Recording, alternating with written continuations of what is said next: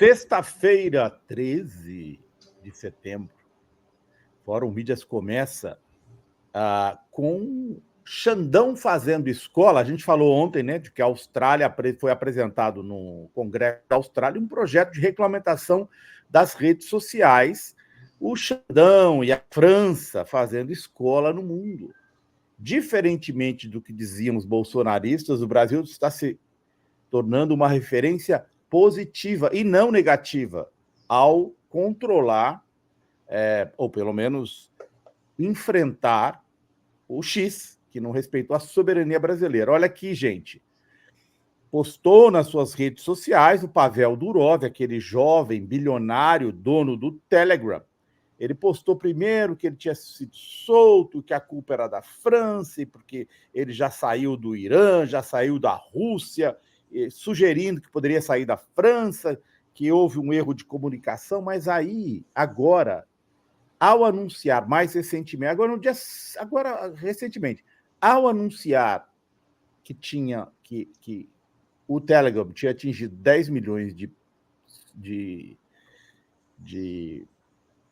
seguidores pagos, né? Usuários, né? Usuários não, assinaturas pagas. Ele também falou que fez várias mudanças na plataforma. Várias mudanças. Inclusive, ele tem o Telegraph. Telegraph é um tipo de um blog, e ele passou a impedir que se subam vídeos no Telegram. Não no Telegram, no Telegraph, que é paralelo, é um site ligado ao Telegram.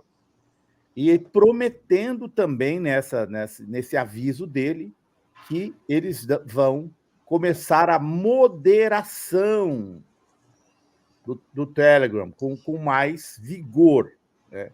Então, ele anunciando mudanças na plataforma dele em função da pressão de ter sido preso. Ele está solto, vai responder a vários processos. Há um processo lá na França, mas ele já está anunciando mudanças na sua plataforma. Um outro tema que, infelizmente, eu vou falar muito rápido de hoje. O Mauro é um cara sempre muito generoso com a gente, que aqui vem e participa do programa dele. Outro dia ele me entrevistou, né, Melo? O Melo assistiu, com certeza, o Ivan deve ter assistido, sobre a questão das sanções internacionais.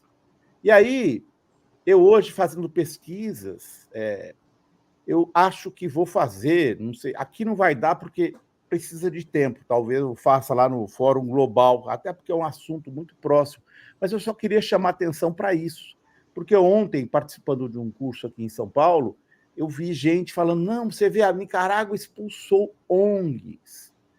A Uganda já havia expulsado ONGs. A Venezuela não expulsou ONGs ainda, mas a Rússia tem um esquema todo lá, passou leis de controle das ONGs, na China também. Então, me chamou muita atenção, porque eu tive uma experiência pessoal lá em Serra Leoa, no início dos anos 2000. Eu vi o trabalho maravilhoso feito pela Medicina Sem Fronteiras, que eles construíam próteses para as vítimas da Guerra Civil de Serra Leoa, lá em Freetown. Na Guerra Civil de Serra Leoa, que durou um tempão, os bandos que se enfrentavam cortavam braços e pernas dos inimigos. Foi terrível, mas o trabalho lá que eles faziam era maravilhoso. Só que aí o meu guia lá diz assim, olha, as ONGs vieram para cá e eles criaram uma classe média no país. Inflacionou Freetown. E não é só isso. A gente ia filmar e as pessoas locais diziam, não quero que ser filmado nem fotografado. E eu perguntava, mas por quê? Porque usam essas fotografias para levantar dinheiro lá nos Estados Unidos, mas o dinheiro não chega, porque essas ONGs, muitas vezes, elas geram as taxas de administração, salário, comem quase todo o dinheiro. Então, eu queria fazer uma abordagem um pouco mais ampla. Aqui é uma ONG, por exemplo, americana, que trata da questão dos uigures, né? Esse povo muçulmano, que existe denúncias de genocídio dos uigures, né, lá na China e no Turcomenistão. E aí, essa ONG específica, criada nos Estados Unidos, ela faz relatórios sobre a situação do povo uigur, e aí solta na imprensa, CNN, Al Jazeera, New York Times, Wall Street Journal, e assim por diante, Associated Press, que é uma forma de fazer política. Então, eu estou interessado muito nessa questão das ONGs na política, especificamente. Lembrando, gente, que na Venezuela, que dizem que é um país que reprime tudo, funciona até hoje a Sumati, criada com dinheiro dos Estados Unidos. E olha o que diz a Sumati. Visão: queremos ver cidadãos, comunidades organizadas e líderes formados e motivados que considerem uma democracia com instituições sólidas, o poder dos cidadãos, modelo de democracia a nível internacional. Só que a Sumati foi formada por quem? Por Maria Corina Machado, gente. E aí ela é parte de um movimento cidadão nacional que apoiou um dos candidatos, embora ela se apresente a Sumati como não filiada a nenhum partido. Então, as revoluções coloridas, muitas delas foram feitas através de ONGs. Eu lembrei desse tema por causa da presença dessa coisa que me chocou na África, assim, que eu vi dois pontos de vista completamente diversos e tem um papel muito importante aqui no Brasil, especialmente nas questões relativas à Amazônia, né? Eu também quero lembrar um episódio que eu vivi quando eu era repórter de TV e eu fui para Paragominas, também outra situação estranha. Fui para Paragominas, no Pará, uma cidade que era tida como um exemplo por causa da atuação de uma ONG dos Estados Unidos, exemplo de combate ao desmatamento. Só que eu cheguei num vereador local e ele falou: sabe o que essa ONG, na verdade, está fazendo? Eles estão ajudando, naturalizando ou dando como que se diz, credibilidade a muitos poceiros, a muita gente que invadiu terra. Eles estão aqui, o objetivo, e aí essa pessoa falava politicamente, o objetivo dessa ONG aqui em Paragominas é evitar que haja uma rebelião social por causa da diferença de renda entre os poucos pecuaristas, que são bilionários, e o povão que vive na miséria. Naquele período, o cara falou, me chamou a atenção. Então, eu decidi fazer isso, vamos fazer isso provavelmente lá no Fórum Global, essa coisa, porque tem muita polêmica, né? Os países que estão proibindo ou limitando as ONGs são necessariamente autoritários, ditaduras, ou não? Eu acho que tem muitos pontos de vista e que vai ser bem bacana quando a gente tratar deste assunto. Ivan. Legal, Zenha. Hoje eu trouxe um assunto aqui que dá até para fazer um link com o primeiro tema que você trouxe, sobre o Brasil se tornando exemplo, né, na questão de ir para cima dessas big techs e exigir que elas cumpram a lei, né? Olha só, eu trouxe esse artigo que foi publicado na semana passada na Folha de São Paulo por essa mulher aí, que é a Deirdre Nansen McCloskey, que é uma economista dos Estados Unidos, né? Ela publicou um artigo que é um puro ataque ao presidente Lula, né? Tomando como base as recentes decisões do ministro Alexandre de Moraes contra o Elon Musk, dono do X, antigo Twitter. Mas vejam bem como são as coisas, né? O artigo dessa economista dos Estados Unidos, publicado na Folha de São Paulo, da Deirdre, toma como base o caso Elon Musk para chamar o Lula de uma pessoa contrária à liberdade de expressão, sendo que as decisões contra o X foram tomadas pelo Alexandre de Moraes, do Supremo Tribunal Federal, e não pelo governo federal, né? Eu trouxe esse artigo porque depois eu vou trazer um contraponto a este artigo, né? Pode passar o slide, por favor, Azenha? Olha só como ela se refere ao presidente Lula nesse artigo. Eu, ingenuamente, pensei que Lula, embora um criminoso, fosse, politicamente falando, apenas um social-democrata, um pouco como Kamala Harris aqui nos Estados Unidos, para ser colocado ao lado do fascismo aberto do criminoso Donald Trump e seus teóricos, né? Então, a economista dos Estados Unidos diz que Lula é contrário à liberdade de expressão. No entanto, ela tem toda a liberdade para escrever num jornal do país governado por Lula e chamá-lo de criminoso, né? Vejam bem, Lula é contrário à liberdade de expressão, mas ela pode imputar, né, um adjetivo pesado ao presidente da República num jornal brasileiro, ela como jornalista dos Estados Unidos. Alguma coisa aí não me parece muito certa, né? Mas, enfim, para além da gravidade dela se referir ao Lula como criminoso, né? Lula teve todos os seus processos anulados, foi preso, e todo mundo sabe o motivo, né? Foi eleito presidente da República pela terceira vez, por maioria dos votos e tudo mais. Ela o chama de criminoso. Em dado momento no artigo, ela diz que, inclusive, defendeu o voto no Lula contra o Bolsonaro, né? Ela, mesmo sendo uma economista dos Estados Unidos, acompanha política nacional, política brasileira, né? Vez ou outra escreve na Folha de São Paulo, mas diz que o Lula está se equiparando a antiliberalismos socialistas, como de Cuba, Venezuela, Nicarágua, ela cita também Coreia do Norte, enfim, ela vai citando supostas ditaduras para falar que o Brasil está se enquadrando numa dessas ditaduras e que o Lula é contrário à liberdade de expressão.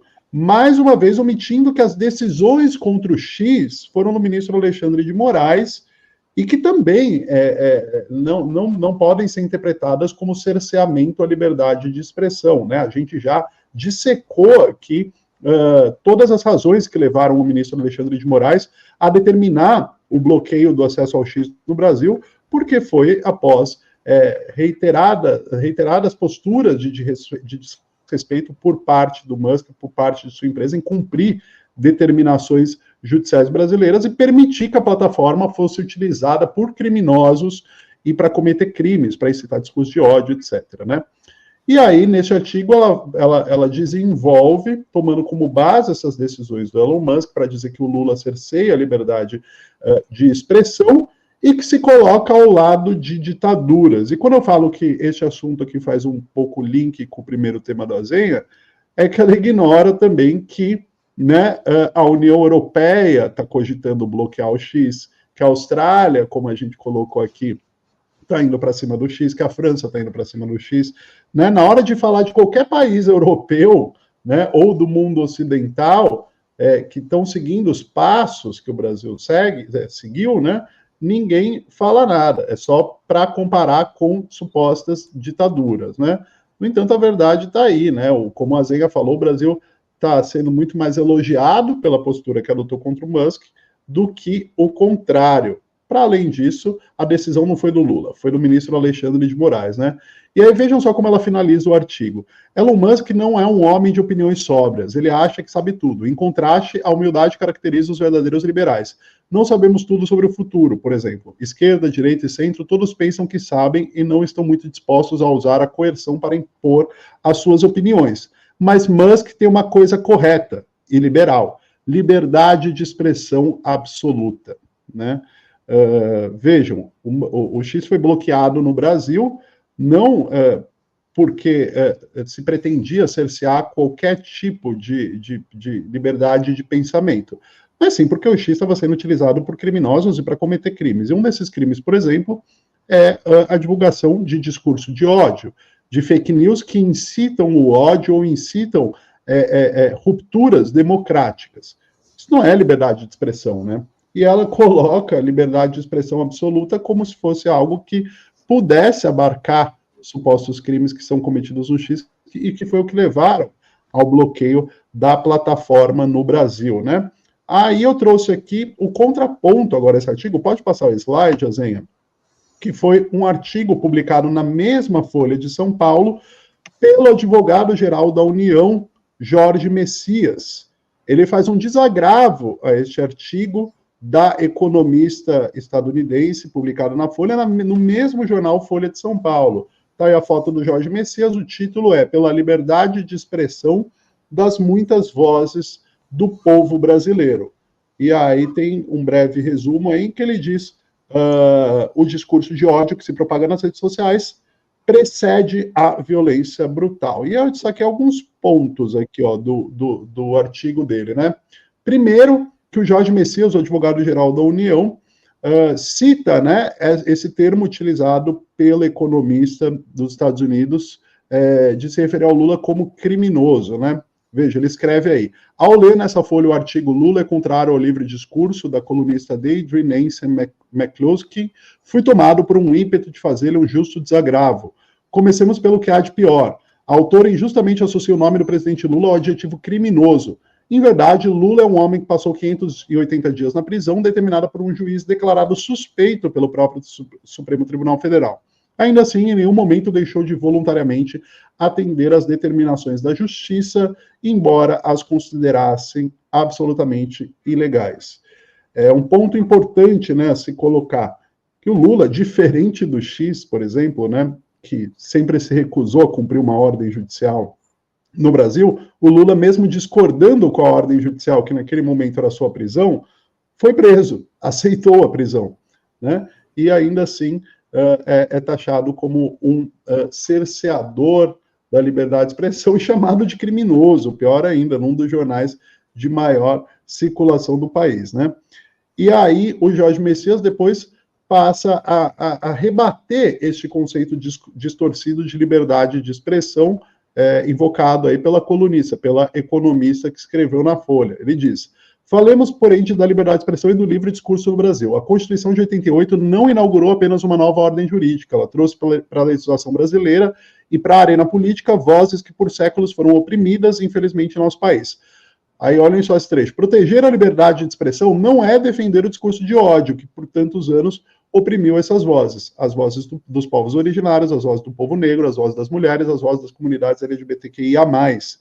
Então é interessante que o Jorge Messias coloca que o discurso de ódio, né, que é o alvo, né, dessas ações, principalmente contra o X, contra o Twitter, e que se confundem para a extrema-direita com liberdade de expressão, né, a liberdade para proferir o ódio, é justamente o discurso de ódio que cerceia as liberdades, tal como a liberdade dos povos originários, a liberdade da população negra, a liberdade das mulheres, né, a liberdade daqueles que historicamente foram oprimidos. Então, defender a liberdade de expressão é o contrário de defender que as pessoas possam expressar o ódio, porque é o ódio, sim, que cerceia a liberdade e que oprime, né? Então, eu achei isso muito bem pontuado aí pelo advogado-geral da União, Jorge Messias.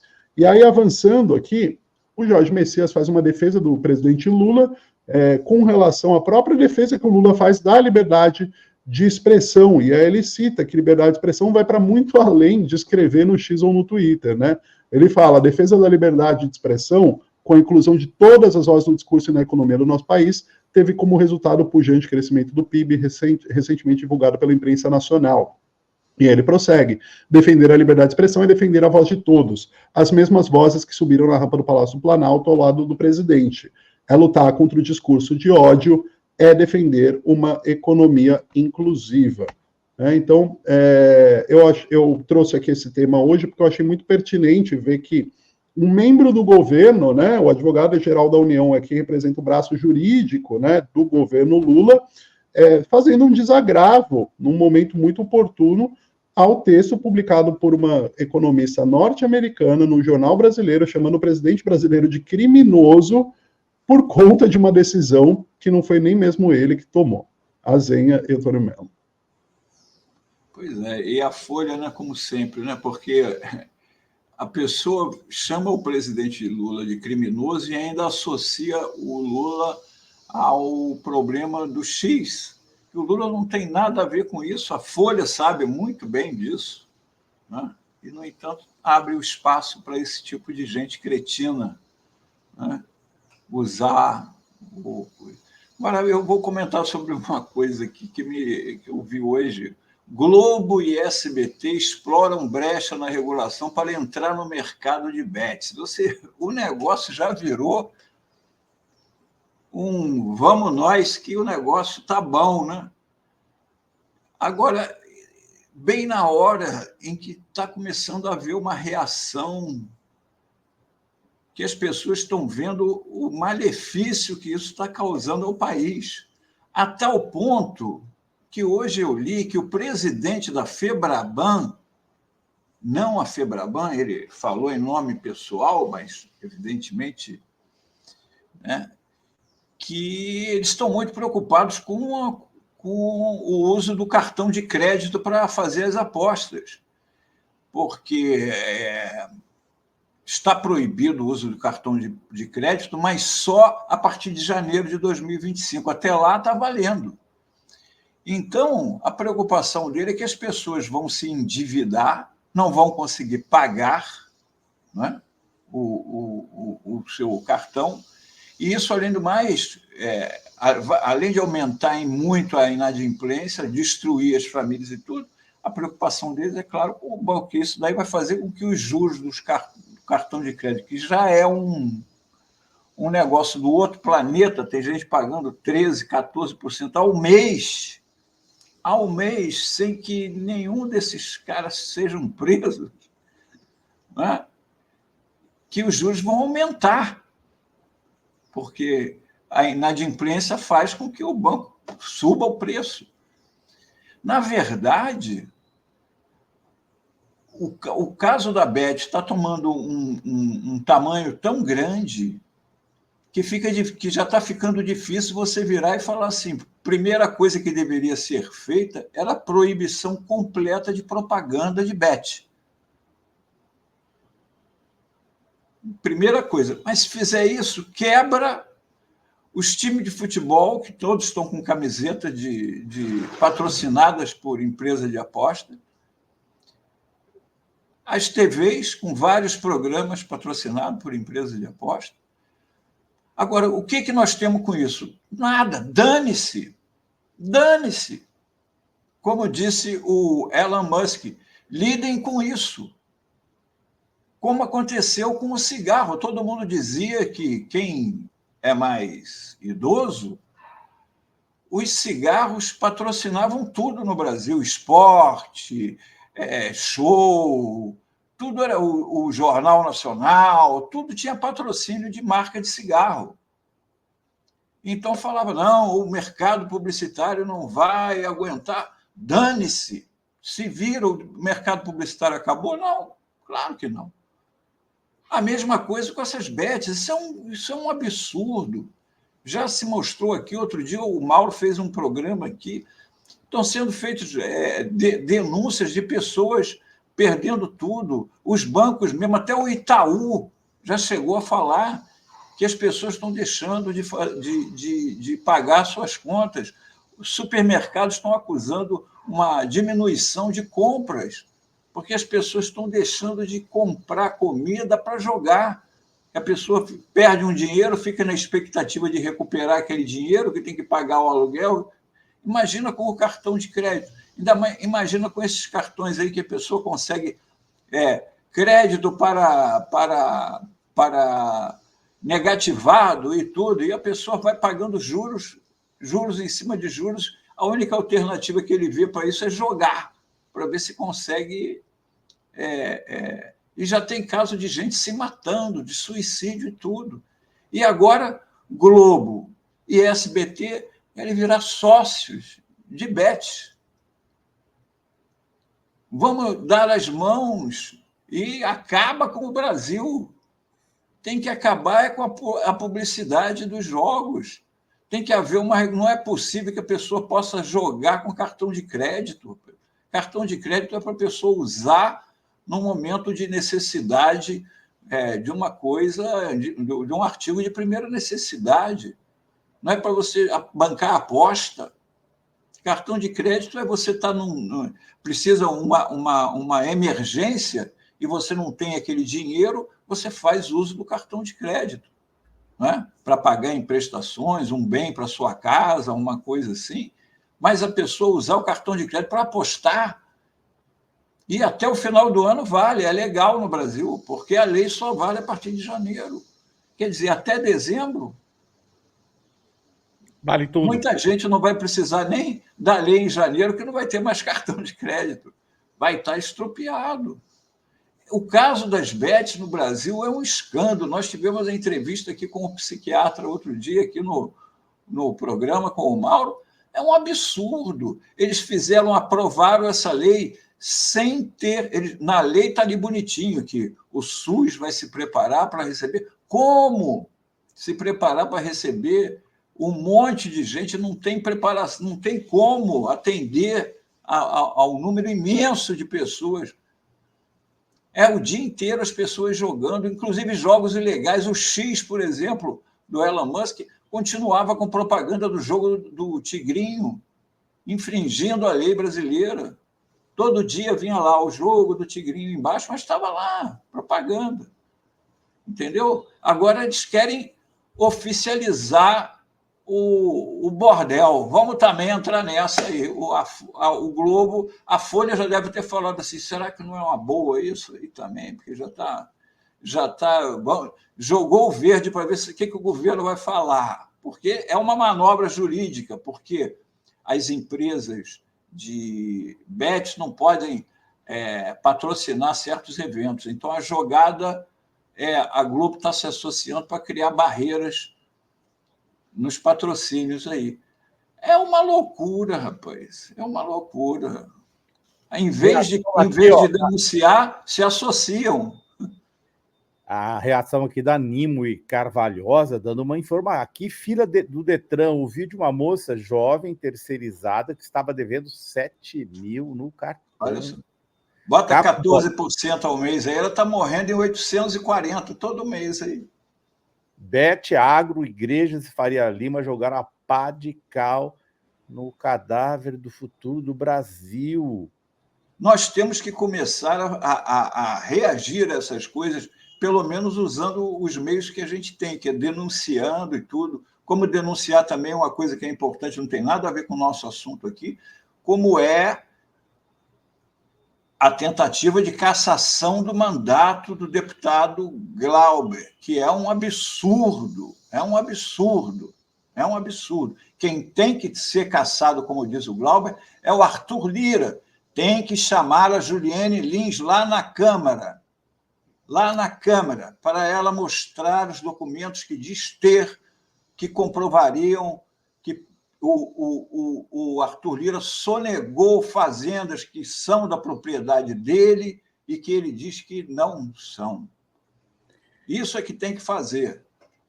E sobre o artigo, né? Sobre o artigo que você trouxe, Ivan, também tem aqui, olha, comentário da Margot. Yankee sempre manipula as informações para seu benefício, semelhante à mídia hegemônica do Brasil.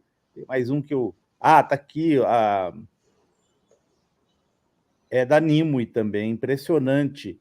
Antes ouvíamos ONGs ou voluntariado, já pensávamos que era para se dedicar ao bem das pessoas. Bom, não pode dizer que são todas as ONGs, mas tem ONG que faz política pura. Não são todas.